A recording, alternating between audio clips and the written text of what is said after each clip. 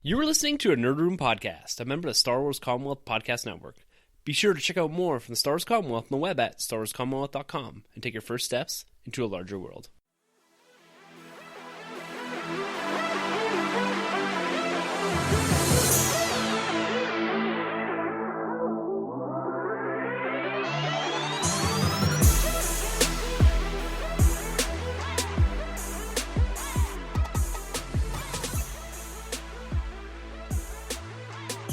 Hey everyone, and welcome to Star Wars Rebels Alert, the weekly podcast after show where we recap and discuss each and every episode of Star Wars Rebels Season 3. I'm one of your host, Tim. I'm Troy. And we're finally back talking Rebels. We've had a ton of Star Wars talk in the last couple of weeks revolving around Rogue One, and we're getting back into what I'm going to say is an excellent jump-in episode coming off the back end of Rogue One. This is a massive, massive hit, I think. Yeah. One of the best episodes coming back in, right? Definitely. We have the Ghosts of Geonosis Part 1 and 2. I wasn't aware it was a two-parter episode. Yeah, that's a good surprise, eh? Yeah. It's very much justified, I think, with this episode here, because there's a lot of content to get through in a very short amount of time, and I felt it was a really tight and well-told story for Saw, and even for our Ghost Crew characters. Like, there's a lot developed in this episode in a short amount of time compared to what we've seen in the last few episodes, not specifically the last two episodes of this before the break, but those episodes where we do get some filler, and we're asking for more of this, and we get a ton of development in this episode. Yeah, I completely agree. I think we're actually on the road now of like minusing the fillers and just going right through episode to episode to the season finale. I think it's just going to be great content. I think we're in for a good ride right now. Yeah, we definitely are. And like I said, it's so fitting that this episode comes out right after Rogue One, and it's very appropriate. Like, this is done specifically because of that, because there's lots of ties here. We have Saw Gerrera, and even from the mid-season trailer that we did see a couple days ago, it seems that we're going to get more and more ties to Rogue One, specifically with the Death Troopers.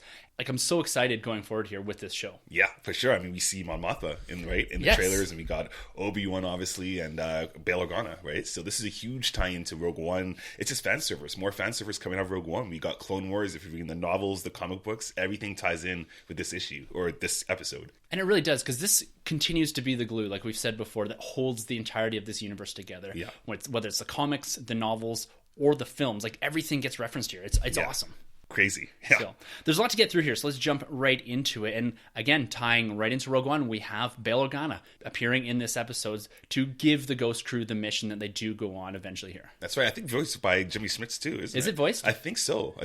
Yeah. So it was Saw as well voiced by Forrest Whitaker? He was voiced by Forrest Whitaker, yeah. Great. Little less crazy voice, but yeah, I like this voice a lot better. I'm glad that they've brought in these actors to tie through this series from Rogue One to Rebels, and it's really great that they could maintaining that continuity across the universe here. Yeah, they really do a great job of that. So the main mission here for the Ghost Crew is to find a missing team that was sent to Geonosis to investigate the disappearance of the population, as well as what was seen, I think, a year ago in Rebels, when they do show up on Geonosis and they see the construction modules and a lot of the debris, which seems to be the remnants of the building of the Death Star. Yes. Catalyst really fills in some of this timeline really well, in the fact that the Death Star was built over Geonosis. The population was used as a sentient workforce for building the Death Star. And we see the Death Star continue to be referenced throughout this episode. And that's what Saw is investigating there, has gone to investigate. Yeah, it's great stuff. It's a circle within a circle, right? And it's funny because I'm kind of screaming at my TV like, come on, it's a Death Star, it's a Death Star. But, it's 2 years before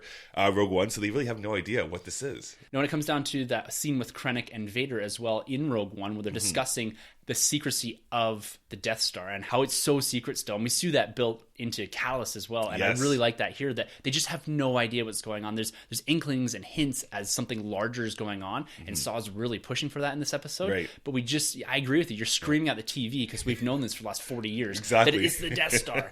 One of the big aspects of this episode was the appearance of Saw Gerrera. It really drove people, I think, into this from Rogue One, as well as it expands a lot on his character. But I want to get your thoughts here, because we had slightly differing opinions when we did review Rogue One on the Nerd Room podcast.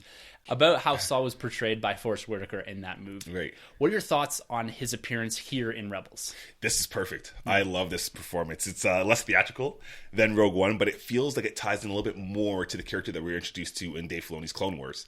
I really like where he is. He's extreme. This is kind of the Saw I want to see in Rogue One. I really like the work that Forrest Whitaker did here, and again, it ties so well to Clone Wars. My one little issue though with the character is there's a scene there where he's talking about his sister Yeah. He talks about family, and I'm kind of wishing, because I am actually reading the novelization now of Rogue One, I was kind of wishing that he'd bring up Jyn. You know, because at that point he's already had Jyn. He's already let her go, or she's already escaped, right? So I was kind of wishing he'd kind of tie that in a little bit, especially coming off of Rogue One. Minor nitpick, but other than that, no, I really like the character in this episode a lot. Yeah, I agree. I really like his portrayal here. I'm still a fan of what he did in Rogue One, but I like that they're planting the seeds for this extremism and for him going a bit crazy. You do see moments here where he slightly teeters on the edge of, you know, the way he is in Rogue One. Yeah. And a really nice nod here as we kind of go through the episode is to his eventual breathing issue. In the visual guide for Rogue One, this is an absolutely fantastic book. If you guys have not gone into this yet, definitely go out and grab it. It adds so much to this universe, including the reason why Saw's breathing is the way it is in Rogue One. So in the visual guide, there's an explanation that it's the insecticide that the Empire used to exterminate the Geonosian population that he breathes in, and that causes the issues with his lungs. And that's referenced directly in his character portrayal within the visual guide here. And I think it's really cool that we've tied in that aspect of Rogue One, why he breathes like that. And it's so great that they've actually addressed some of that, right? Because he is a lot healthier man in this episode than he is in Rogue One. That's so cool you brought that to my attention. I'm wondering, though, do you think they'll maybe strike that a little bit more further on and throughout this season? Because, I mean, for people that haven't picked up that book, would you pick up that reference, really? I guess not, right? Probably not. And there's not really a direct reference to that in the episode. It's not like he gets sprayed by it. Exactly. I think it's more that he's been exposed to the atmosphere for so long. They say 2 cycles. I don't know exactly what that is. If that's probably a couple months or maybe a year or something like that. Yeah. Maybe some sort of, I don't know, rotation of the planet. I have no idea. But it's not. It doesn't like hit you over the head with it. That's the reason. Yeah. But reading the visual guide and bringing that in, it does. So I don't know if there's going to be something in the future. They did lose the insecticide, the canister. So it seems like no one's going back to that planet. Yeah. But at the same time, I like that they've kind of tied that in. I don't know if they're going to directly address it. Probably not. Yeah, I guess they're kind of done with it. I mean, again, though, it just goes to show how well this episode ties things to the books, the people that have the visual guide, and the people that have watched the Clone Wars and the comics, right? Yeah. And it seems like he goes through a lot of evolution in the next 2 years leading to Rogue One. Because he's still able to move fairly quickly. Oh, yeah, he has both of his legs. He has both of his legs. So do you think they're going to explore a bit more of Saw in Rebels? And would you like to see kind of how he lost his legs and how he evolves into this more extreme end of the rebellion? I definitely want to see more of Saw Gerrera. I don't know if they'll go that route on Disney XD to see how he loses his legs. Yeah. There's a funny little moment, though, in this episode where they're basically Sabine comes out on the jetpack. You do see a bomb go between Saw's legs. And I was thinking, oh, is he going to lose his legs? And they kind of, have a little wink there. But I think for Saw, he's such a dark character, and I think this is as dark as they could go on Disney with the character as it is. So I think we'd probably get maybe a comic. I think a comic would be the best route for this character. Just get really gritty and see what happens to his legs. I'd really love that. I haven't really thought about a comic for this character. Yeah, I think a 5-part comic would be great for this guy. And they've been doing that so well with the Marvel Comics. Is doing those 5-issue miniseries, because we don't need an ongoing of Saw Gerrera. No. But it would be really nice to explore a bit more what happens to him. Yeah, especially if they went the route like not the last, but one of the comics I read, Anakin and Obi-Wan, that was a 5-parter, but it's cool because you got like a flashback and then you got a continued story going further. If they could do it with Saw, so you kind of tie in a bit of the Clone Wars for the people that haven't read it or seen the movie or seen the cartoon, but then also push the story forward. How does he lose his legs? And just push that character that much further. Yeah, because you could do kind of a 2-parter, 2 different eras there, and tie in Jyn as well. Yes, you could. It's a very effective way to bring Jyn into the comics and explore a bit more of their relationship. Because going through the visual guide as well, it does describe a bit more of Jin's early life with Saw, and she was on Onderon with him. Oh, which is his home planet. Yeah, which is the home planet. So they did have this rebellion or guerrilla war going on with the Empire, and that's referenced in this episode as well. The Separatists, he lost his sister to the Separatists, and he lost his planet to the Empire. Right, which is right out of the Clone Wars. Yeah. So they do tie a bit in there, and that would be a really fantastic way to explore Jyn a bit more. Yeah. And building that continuity between Rogue One and Saw and this episode. Like, there's a lot you could do there. I really like that idea. Yeah, I think that'd be great, because I think we have at least 13 years is explored from when Saw basically rescues Jyn, and then to the part where she departs, right? So she's about 16 years old, I think, and exactly. I think when he picks her 21 at the end of Rogue One, right? So there's some 16, 18 or something like that. Yeah, so there's some time they could explore between the two characters. Yeah, I think that really is deserving of it, or even seeing him again in Rebels. Because I agree with you, they did take his extremism and the character development a little further here. Yeah. But I'm not completely satisfied with the fact that, and I think this might be a limitation of Disney XD, Yeah. is that he wasn't as extreme, and some of the tactics that he was using, that Ezra and Kanan that were kind of on top of him about, I didn't find they're that extreme. Right, yeah. It's kind of like a loose cannon, right? Exactly. Yeah. And there's some nice references in there from Hera about his actions and how the rebellion has seen what he's doing as being a little extreme. And I like that she seemed to have a little more information than Kanan, Yes. kind of getting to that eventuality that she's going to be General Syndulla. Right, Exactly. Rogue One too. Yeah, right. And that carries over into Rogue One, where Saw's he's too extreme and he's kind of left the rebellion in that sense. So. And it was a nice connection from Clone Wars into this with Rex's relationship with Saw as well. Yes, that was great. And that reference that Rex drops when Kanan does that jump. Yeah. He says he's no Skywalker. Oh, man, I lost my mind when I heard that. So good. And I like the fact that Rex is, I trained him, or I helped train him. Yeah. And he's more sympathetic towards Saw. And Rex is really a pivot point in this episode a lot, because he's the one that breaks the tie between Kanan and Ezra. He's the one that agrees with Saw about pressing on further into the tunnels to explore a bit more what's going on, try to get to the bottom of what was going on the planet with the Empire and where the population's gone. That's true. Because Chopper didn't get a vote. No. And I think it's that connection a lot with Rex that actually progresses this episode a bit more, because I think in the absence of Rex, we don't have them exploring a bit more. They eventually go to the surface, probably leaving Saw there. Yeah, I completely agree. And you mentioned Kanan here. This episode, it was just fantastic for a lot of the characters, but I think specifically we have Saw, but Kanan as well. I got this real Obi-Wan vibe off of him. There's that one part when he's making the decision, I don't want to go further into the tunnels. And I don't know what it was, but there's something about him, something clicked in my head, and I was like, my God, this guy is a master Jedi. Yeah, he's grown so much from the last 2 seasons, right? Yeah. Because before I saw him as kind of this, loosey-goosey type character that didn't have that prowess that a Jedi should. And now I just, I don't know if it's the beard or what they've done with the blindness and just how he talks and communicates with Ezra. I just love what they've done with the character here. And then when he pulls that bridge down, like the power that takes, like, because we know from even going to Empire and looking at lifting, Yoda lifting the X-Wing up and all this, and the amount of power and strength that does take. It's just awesome that they're going this distance with the character, and how the theme, the music swells into the original Star Wars score as well in there. Incredible. Holy man, was that a good scene. The score in this show is so fantastic. And again, that just drives my point. Like, I can't remember the guy's name that does the music, but just take him and put him in Rogue One, because his music is incredible throughout this whole series. Yeah, it's so good. Yeah, so good. And we get the introduction of Click-Clack here as well. This is the Geonosis that they're chasing through the tunnels as they progress through the episode here. And it was cool to go back and revisit these guys. But this egg thing I want to talk a bit about more. Of course. Because this is one of the things that they mistakenly interpret his drawing about. Yeah. And the egg, again, tying into the comics, do you think this is the queen we see in the Darth Vader comics? I want to say right? Because Vader comes back later on. I can't remember the issue, but... it was a couple years later. It's about 3 years later, maybe? Yeah, because it's sometime after episode 4, but before episode 5, obviously, right? So it's quite some time later.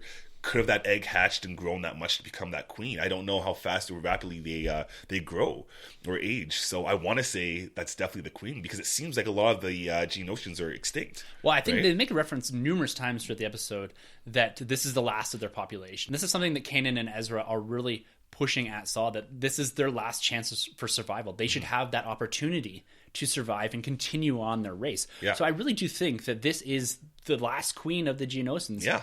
And that this queen is the one that does eventually appear in the Darth Vader comic, who's kind of like a mixture between a sentient being and a robot as well. Yeah, very mechanical. Because like she starts in the Darth Vader comic, spoilers for that for those that haven't read it, but she starts to pump out what eventually becomes Vader's kind of secret army. Right. Yeah. His own militia here. Exactly. So the combination between battle droids and Geonosians, it's really cool. And then he eventually kills the queen in the comic book, and that pretty much spells the end probably for Geonosis. Yeah.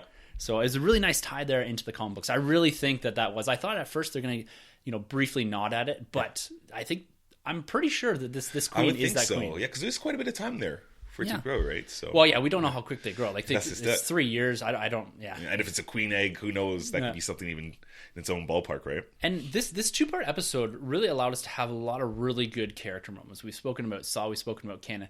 Let's talk about Sabine. Oh, the highlight of the show. Holy man, her character is going deep. She is just evolving and developing so well in this series. Yep. She really is. I said actually on Twitter earlier today, I think she's going to rival or surpass Boba Fett if she keeps this up, because she's killing it. That jetpack sequence was just incredible. Like, you had the whole Rebels, basically, apart from Hera, taking on the Imperials, and Sabine just goes out there with confidence and just shoots up there. And it's like, I'm going to handle this. And she just takes them all out. Yeah. I was impressed. Yeah, that's great. It was, I agreed, the best action sequence in this episode, and there's quite a few of them. There's the dogfight earlier, but this tunnel sequence with her, like, and it's cool that they kind of gone back and said, yeah, she's got the jetpack from a previous episode, which makes me appreciate a bit more the whole Mandalore episode and that. Yes. And then we have what are they called, the rocket troopers, as well. I don't know if this is the first live action appearance, or not so much live action, say live action in air quotes, of the rocket troopers. They are part of the old EU, and they may have been in a video game. I'm not sure. I don't really play the video game, so I don't really know. So as far as I know, this is one of the first, if not the first, live-ish action appearance of the rocket troopers. They had a really cool look to them. Yeah. But yeah, this whole thing with Sabine, like, and looking at the mid-season trailer, it looks like she's going to get even more character development. Oh man, she's going to beefed up. She's a badass. Yeah, she's getting a lightsaber. She has the dark saber. Yeah. She has the jetpack. She has a whip. Like, she's all over the place. But I'm loving everything I see out of this character. Yeah. So well done. Yeah. Would you like to see more from this character in like a comic or something like that? Like, I don't know exactly what they can do, but they do spend a lot of time with her in Rebels. I'm really curious as to what they're going to do going forward with this character coming out of the back end of the season and further down. Like, do you think she's eventually going to go and we'll get into this, I guess, later on in the season, but eventually going to go and take up her rightful place as a leader of like the Mandalorians? Yeah. I don't know what they're going to do. I mean, if you were to give me a story set back with her back history, I wouldn't care less, because I think she's only gotten better like this season. But I just don't know where the character's going to go, right? I mean, if you're going to give me a comic about her later on, I don't know. I just have to see where this character plays out, because I think it's like move over Ezra and make way for Sabine. Yeah. And I agree with you. There's no sense on going back and doing a backstory Sabine. Like, there's nothing really exciting there. Nothing that would draw me in. You'd have to do something going forward, but you can't do any of that until this series ends. Exactly. Yeah. So I'm hoping to see more from her. There's she gets a lot of fan love, and she's very much deserving of what they're doing in the show with her as far as character development and driving her narrative forward. And I'm really looking forward to her completing out this big arc that they seemingly are setting her down for the remainder of the season. Yeah, because I think Dave Filoni them said during Celebration that Sabine's going to play a big role this season, and I thought, okay, whatever, we'll see. But no, they're not holding back. No, not at all. And she has that really funny line about stupid sand gets everywhere. 2 Skywalker references. I love that. You caught that too, eh? Oh, that's hilarious. I burst out laughing. I rewound it and watched it again. I was like, this is definitely a nod. Just some of the dialogue that's not favored coming out of Anakin in Attack of the Clones. Yeah, exactly. And this is basically like a nod to Attack of the Clones, I guess. Definitely. It happens. Yeah. That's funny. Yeah, I really enjoyed that. Yeah. And Hera, too. She has got this prowess, too. This leadership role, right? It's like, ever since I heard the name General Syndulla in Rogue One, I'm like, okay, she's going somewhere. But they're really showing that now. Like, I always felt she's got a few episodes in the season. She's had some interaction with Thrawn, but she seems to be this big leader in the rebellion now. She really, in the rebellion, more so than just the Rebels crew. I don't know. Have you read the Kanan book, Dawn of the Jedi? Is it? No, I have not. Okay, because I know she plays a big role in that book, so I was curious to see how she's in that book if you happen to read it. But I guess that's another book I'll have to pick up. Definitely, and I think that's something that I've committed myself to, is getting into that book, because it seems to have a bit more of the prelude story to all of this going on, right? With Kanan and Hera, I think. Exactly, because I think it takes place after the Kanan Last Padawan comic, right? Yeah, so those are 2 characters I want to dive a bit more into. But I don't know what it was about this episode. I don't know if it's because we haven't seen these characters for a couple weeks. But I felt that every character had these moments, and I was just like, wow, they are really progressing this. It's perfect timing, right? I mean, we're in the season of Rogue One. We got that hot trailer, and then they pump up a fantastic 2-parter episode. So you're just feeling all these complete vibes of the Star Wars universe all at once, basically. Yeah, they really are. Yeah. And Ezra even had a really cool moment there when he was chasing Click-Clack through the caverns. Yes. And he stands there and closes his eyes. I was like, oh my God, that looks like Luke. Right, yeah. Great stuff, eh? Yeah, I love that. And they're really pushing the Jedi aspect of this, because Saw makes a reference to this, that he never thought he would see another Jedi. Yes. Yeah, which the last Jedi he saw was Anakin and Obi-Wan and Ahsoka, I think, as well. Yeah. So, yeah. And that leap that Kanan makes, eh? So good. Jeez. I forgot that they could do that. Yeah. So good. And there seems to be some resentment from Saw when we're speaking about the Jedis here, because he does make a reference to the fact that the Jedi methodology is weak or soft, and that they're the reason that they lost the last war. Yeah. See, so again, this is something that could be explored in that comic book, because, coming off the Clone Wars, I mean, he has nothing but respect for them, and the other rebels, basically, or at least the Republic at that time. So I'd like to see, I mean, I guess growing up through that universe, you see the downfall of the Jedi, and I guess the Jedi was exposed when you could see the weakness towards the fight in the Galactic War, basically, there, right? Or the Clone Wars. And I think it is seeding some of that extremism as well, that he feels that the Jedi were trying to be a bit more diplomatic. Exactly. As opposed to just going in and killing everyone, which Saw seems to want to do, right? Yeah. So I thought that was interesting that they are seeding some of that resentment within Saw. So they spent a lot of time building Saw up to this extreme end. But then he does have a moment towards the end of the episode here where it shows that and demonstrates that he's not completely lost to this extremism end of the rebellion. Yes, which is the vibe that you get when you read Catalyst with his relationship between him and Jin. Yeah. In fact, in Catalyst, you don't get that sense of extremeness at all. Well, you do a little bit, but you really get that big teddy bear vibe when him and Jin interact, right? Definitely. Yeah. One thing I want to briefly touch on a bit here. So this Geonosis clearly, clearly has the evidence in his head about this bigger weapon. Do you think it was a little too convenient that, one, they couldn't understand him, and two, that they were just kind of like, okay, you can just go? Like, I felt at a point there, I was like, and I know they can't, but at the same time, I was like, if you just could understand him or translate what he's saying, then I know you can't go down that path because we know the stories that follow on from this. Right. But I thought that maybe killing that character and leaving the egg. Yeah. Like, I don't know if the egg needs nourishment or anything like that.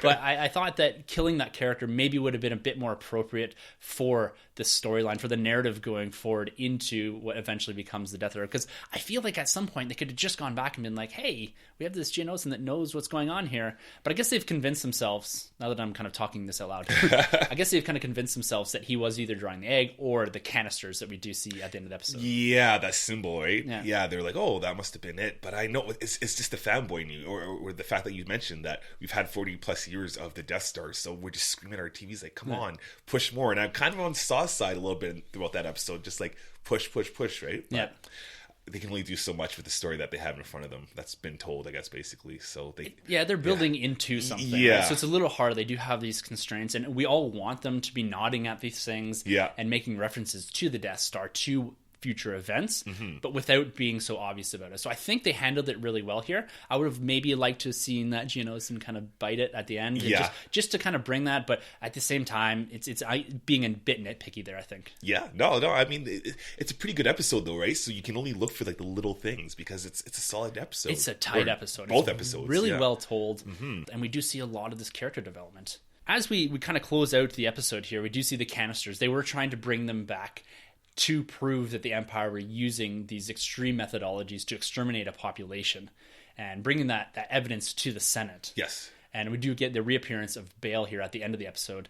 And he's saying that, that's not enough. An image isn't enough, but they can use it more or less as propaganda to bring more systems into the cause. Yeah. Which, again, hints at this idea of the growing rebellion that we're probably going to see emerge at the end of the season, because in the trailer we do get hints that they see what is called as the Rebel Fleet, right? So the backbone of the rebellion. That's right. So I mean, speculation wise, do you think we can see Cassian maybe pop up? Do you think you could even see Bodhi on the other side? Like, do you have any kind of predictions of who we could possibly see? Any more characters pop up from Rogue One? I'd like to see the Mon Calamari. Yeah. Like Admiral Raddus. I think that would be really cool, because we are going to see the fleet. We know we're going to see Mon Mothma going forward here. And even some of the council members. I'd like to see the head of the intelligence. I can't remember his name. The one that does order the execution of Galen Erso. Oh, okay. Yes, right. Some of these guys, I think we're probably going to see Jan Dodonna. He's been referenced in the Y-Wing episode. Oh, okay. They gave him the Y-Wings. But yeah, I really would like to see them tie, and I think that they do have the ability now to bring these characters in, because they don't have to worry about spoiling anything from Rogue One. Right. Could we get a reappearance of Leia maybe as well? That's true. That's a good point. A good point. Yeah, because the reason why I also say Cassian, because he is an informant, right? So if you could see him on the other side too, doing some work there as well. And going back to the visual guide, his character profile specifically states that he was part of the Fulcrum program. Exactly. Yeah. And see, in reading the book right now, they actually talk about that as well. Yeah. Do they? So yeah. So cool companion piece. I'm gonna have to get into the novelization. Yeah, it's great, and they kind of have like the opening crawl music to back it up on the audiobook. So nice. Love it. Feels a little more Star Wars like. Love it. Yeah. So to close out here, thoughts on this episode? Oh, they nailed it. I mean, the last, I guess you could say, mid-season break that we got, finale, got me right back into Rebels, because we kind of were on like a 3 or 4 episode filler run. But this episode just brought me, these 2 episodes just brought me right back into this series, to the franchise. I love what we're getting. I'm glad we got more Saw Gerrera, because I am one of the people that was a little let down from Forrest Whitaker's performance in Rogue One. We got some good Kanan in there. We got some good, as everybody shined. And Sabine, like every episode, she's pulling me in more and more. And we got some good Hera. So yeah, I love this episode. Yeah. I have to fully agree with you here. It is a fantastic way to come back into the series from a couple-week break. Yeah. And I like that it told a slightly different story than we got from the mid-season break, right? Mm-hmm. I made a reference when we did talk about that we're going to have to jump directly into this Maul story, because Maul is going straight for Tatooine, right? Yes. He knows exactly where Obi-Wan is. And that, Right. that story is going to get told in this season. And Where do you think that's going to take place? Do you think that's going to be season finale? I think the season finale is going to revolve around Thrawn and his end game. Right. He's playing this long game, right? And I think we do see some of those Training sequences. and references to, we're going to get more Thrawn story here. But I think this Maul Obi-Wan story has got to happen relatively soon. Okay, yeah. Coming out of the season, or the mid-season finale, I feel like that they've got to really progress. This isn't something that can wait until later on. No. Because of the timing and the sequence of events. Like, Maul knows exactly where he's going. Yeah, that's true. But I like that they didn't fully reference that, because we know that's happening. That's going to be a massive episode. Oh, yeah. It's probably even worthy of a 2-parter episode. I would absolutely agree, yeah. But I like that they tied into Rogue One here, as opposed to what I had originally said. Like, I really want them to kind of finish out the story, or at least explain why this isn't driving in towards this Maul and Obi-Wan fight. So, but yeah, fantastic episode. Absolutely loved it. The references were great. They're spot on. They tied into Rogue One. For those of you that don't really watch Rebels, you probably aren't listening to this, but I think it's a great way to tie in the universe together. Like we said, the comics, the books, the show, the movies, everything. It's the glue. It really is. You know, you bring that up there. I think even Rebels in some ways is more important to watch if you're a diehard Star Wars fan than some of the comics. You can skip some of those comics out there, but this is a must-have. Like, don't let the cartoon or the animation fool you, because this is legit Star Wars business going on here week to week. It definitely is. So that about wraps it up here for our summary and breakdown of this mid-season opener here. And I'm really looking forward to what's coming down here. We did get the mid-season trailer as well. And we're going to be running down and discussing all of that over on our other podcast, The Nerd Room, which is in the same feed you're listening to right now, this Thursday. So be sure to tune in and check that. We're going to run through all the references in there, some of the more ties that we do see in Rebels in this trailer to Rogue One, specifically Thrawn and the Death Troopers, right? Which I absolutely love that they're doing that. And that's in the original book as well. That little segment there. So the visual. Shot.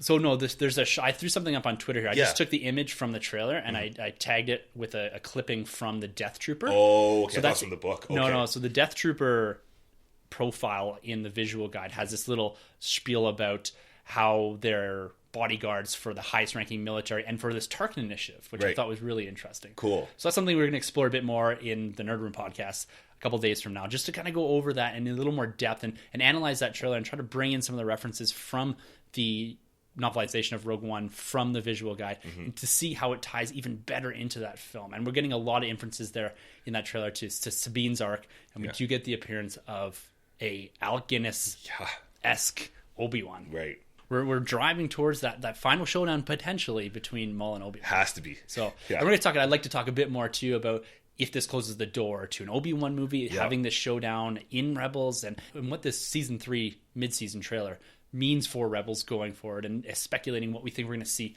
towards the end of the season. Yeah, sounds good. So you can catch that episode Thursday. Yep. Yeah, going down. And if you want to be a part of the show, if you have questions, comments, theories, even for Thursday, chuck them at us. We'd love to hear them. You can always get us at #EnterTheNerdRoom. Email us at thenerdrm@gmail.com, or hit us up on Twitter. Our Twitter handles are at the end of the episode. So again, make sure to tune in this Thursday to the Nerd Room to hear a whole bunch more Star Wars talk, Rebels, and we're going to do some speculating too about what's going to drop here soon. They're teasing a bit, maybe Episode 8. Who knows? Yeah. What's going down there? Gotta stay tuned for that one. Yeah. Oh boy. So, all right, guys. Until next week, for Star Wars Rebels Alert, I'm Tim. I'm Troy.